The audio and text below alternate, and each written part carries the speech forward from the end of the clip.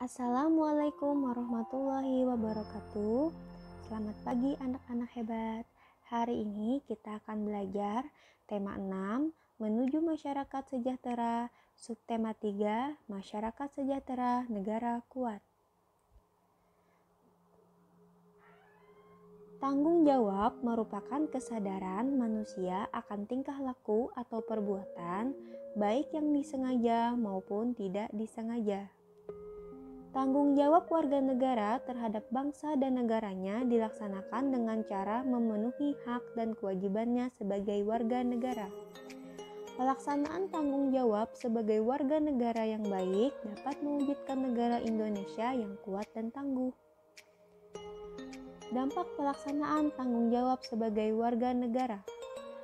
Jika kita bertanggung jawab melaksanakan kewajiban membayar pajak, dampaknya maka pembangunan nasional berlangsung dengan lancar.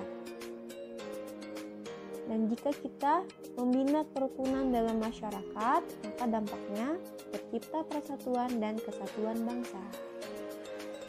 Dan apabila kita mengembangkan sikap kekeluargaan dan gotong royong, dampaknya tercipta kehidupan masyarakat yang aman, damai, dan tentram.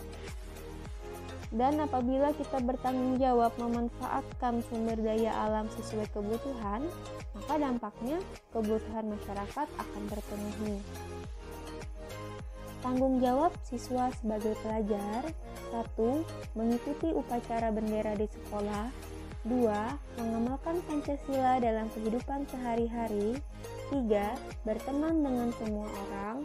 4. Belajar rajin dan mengembangkan diri. 5. Membuang sampah di tempatnya. Salah satu tujuan negara yang tertulis dalam pembukaan Undang-Undang Dasar 1945 adalah memajukan kesejahteraan negara. Kesejahteraan umum dapat tercapai dengan pembangunan nasional. Pembangunan nasional merupakan upaya pemerintah yang dilakukan secara terus-menerus untuk mencapai kehidupan bangsa yang sejahtera. Pembangunan nasional merupakan tanggung jawab pemerintah. Akan tetapi, rakyat Indonesia harus mendukung pembangunan tersebut. Beberapa upaya mengembangkan kehidupan kebangsaan menuju masyarakat sejahtera. 1. Saling toleransi atas perbedaan antar setiap warga negara Indonesia. 2. Saling menghormati walaupun bertentangan. 3. Meratakan pembangunan ke seluruh pelosok negeri. 4. Membayar pajak tepat waktu. 5. Memperbaiki fasilitas umum. 6. Memperbanyak lapangan kerja. Tujuan negara Indonesia adalah memajukan kesejahteraan umum. Tujuan tersebut dicapai melalui pembangunan antara lain: 1. Meningkatkan pendapatan warga masyarakat. 2. Penyediaan sarana pendidikan dan kesehatan yang memadai. 3. Pemberian beasiswa pendidikan kepada pelajar Indonesia. 4. Pembangunan jalan. 5. Pelatihan kerja kepada pelajar yang putus sekolah. 6. Melestarikan budaya Indonesia.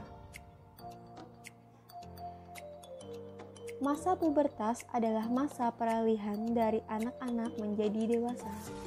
Pada masa pubertas, ciri-ciri fisik pada masa anak-anak akan menghilang dan ciri-ciri fisik masa pubertas akan mulai tampak. Perubahan pada masa pubertas dikendalikan oleh hormon tubuh. Perilaku yang terjadi berupa perubahan fisik, perilaku, dan pola pikir. Hormon dihasilkan oleh tubuh untuk mengendalikan proses-proses tertentu dalam tubuh. Hormon yang dihasilkan laki-laki dan perempuan berbeda, sehingga perubahan yang terjadi pada masa pubertas juga berbeda antara laki-laki dan perempuan. Misalnya, laki-laki mengalami tumbuh kumis, sedangkan perempuan tidak tumbuh kumis. Ciri-ciri pubertas laki-laki dan perempuan. Ciri-ciri pubertas pada perempuan: yang pertama, panggul membesar. Kedua, suara melengking atau nyaring. 3. Dada membesar. 4. Menstruasi. 5. Tumbuh rambut halus di bagian tertentu. Dan ini ada contoh ciri-ciri pubertas laki-laki. Yang pertama, tumbuh kumis jambang dan janggut. 2. Tumbuh jakun. 3. Suara membesar. 4. Tumbuh rambut halus di beberapa bagian. Dan kelima, bahu dan dada membesar. Menentukan letak gagasan utama dan kalimat utama suatu paragraf. Gagasan utama merupakan pokok pikiran dari sebuah teks. Gagasan utama terletak di awal, tengah, dan akhir paragraf. Kita dapat menemukan gagasan utama dan kalimat utama. Kalimat utama merupakan kalimat inti dalam sebuah paragraf. Kita dapat menemukan gagasan utama dalam sebuah paragraf dengan membaca teks tersebut secara keseluruhan. Selanjutnya, kita dapat menentukan kata kunci teks tersebut. Nah, berikut ini adalah contoh paragraf. Sekarang kita akan mencari gagasan utama dan kalimat utama pada paragraf di bawah ini. Gagasan utamanya yaitu pengertian tanggung jawab. Letak gagasan utamanya ada di awal paragraf. Kalimat utamanya yaitu tanggung jawab merupakan kesadaran manusia terhadap tingkah laku dan perbuatan yang dilakukan. Reklame adalah suatu karya seni rupa yang bertujuan untuk menginformasikan, mengajak, menganjurkan, atau menawarkan produk. Atau dalam kurung sesuatu berupa barang atau jasa kepada konsumen. Reklame dibuat menarik sehingga orang yang melihat ingin mengetahui informasi yang disampaikan, tertarik dengan ajakan yang disampaikan, dan ingin memiliki, menggunakan, atau membeli barang yang ditawarkan. Reklame ditinjau dari tujuannya, ada dua, yaitu reklame komersil dan reklame non-komersil. Reklame komersial memiliki tujuan untuk mempromosikan barang atau jasa dari suatu perusahaan atau badan usaha kepada masyarakat luas.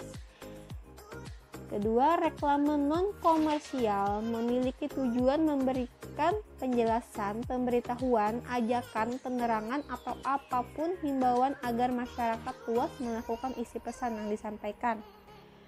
Reklame ditinjau dari sifatnya ada tiga, yaitu reklame peringatan, kedua permintaan atau ajakan, yang ketiga penerangan. Berdasarkan bentuk dan fungsinya, reklame dibedakan menjadi 1. Brosur, 2. Leaflet, 3. Poster, 4. Buklet, 5. Spanduk, dan 6. Banner.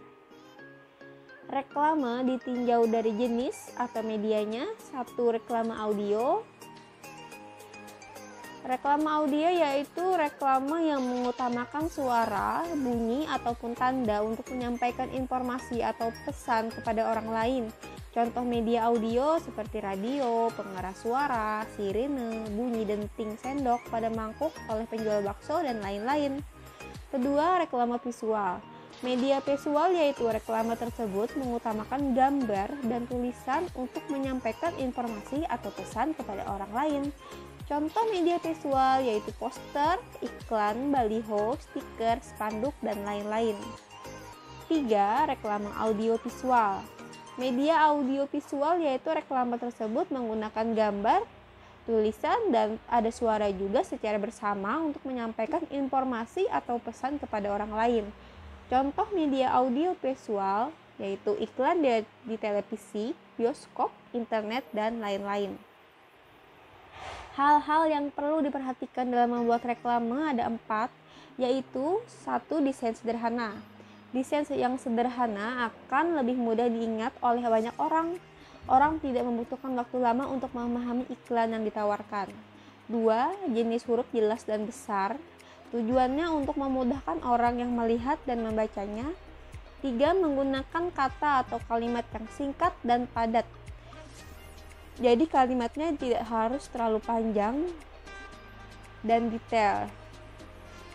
Yang keempat, warna kontras. Penggunaan warna dengan tingkat kontras yang tinggi merupakan salah satu kunci tingkat keterbacaan yang baik.